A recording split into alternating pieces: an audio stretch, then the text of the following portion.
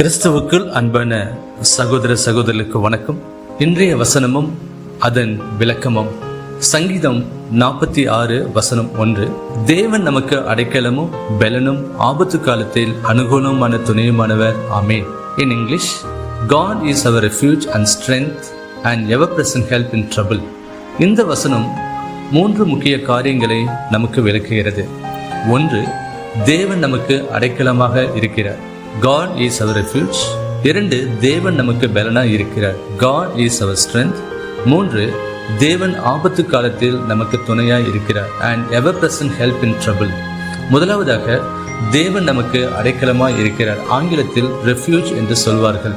மக்கள் எப்போதெல்லாம் பாதுகாப்பில்லாமல் உணர்கிறார்களோ அல்லது உயிருக்கு ஆபத்து வரும் சூழலில் தங்களுக்கு பாதுகாப்பு தரும் ஒரு இடத்திற்கு சென்று தங்களை பாதுகாத்துக் கொள்வார்கள். அது ஒரு நாடாக இருக்கலாம் அல்லது ஒரு இடமாக இருக்கலாம். அதைத்தான் அடைக்கலம் என்று சொல்வார்கள். நமக்கு பாதுகாப்பு தரும் ஒருவர் நம் தேவன் மட்டுமே. அதனால்தான் தாவீது தேவனை அடைக்கலம் என்று சொல்கிறார். இன்று நமக்கு பாதுகாப்பு தரும் ஒருவர் நம்முடைய தேவன் மட்டுமே. எனவே தேவன் நமக்கு அடைக்கலமாய் இருக்கிறார். 2. தேவன் நமக்கு பலனாய் இருக்கிறார். நாம் சரீரத்தில் பலவீனமாய் இருக்கும்போது மருத்துவர்கள் ரத்தம் ஏற்றியோ அல்லது டானிக் கொடுத்தோ அல்லது விட்டமின் டேப்லெட் கொடுத்தோ நம்மை பலப்படுத்துவார்கள்.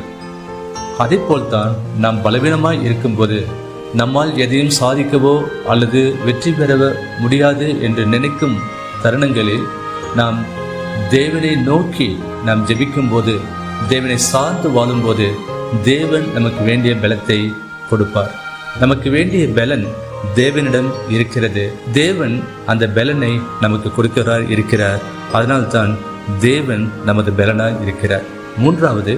ஆபத்து காலத்தில் அனுகூலமான துணையுமாய் இருக்கிறார்.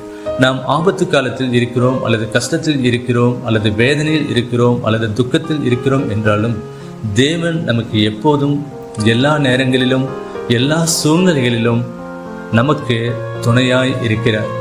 எனவே தேவன் நம் பக்கத்தில் இருக்கும்போது நாம் எதற்கும் பயப்பட தேவையில்லை. இந்த வசனம் கூறும் 3 முக்கிய காரியங்கள்: தேவன் நமது அடைக்கலமாய் இருக்கிறார், பலனாய் இருக்கிறார், நமக்கு அனுகூலமான துணையுமாய் இருக்கிறார் என்பதை புரிந்து கொண்டு சந்தோஷமாகவும் பாதுகாப்பாகவும் சமாதானத்துடன் வாழ்ந்து தேவனை மகிமைப்படுத்துவோம். ஆமென்.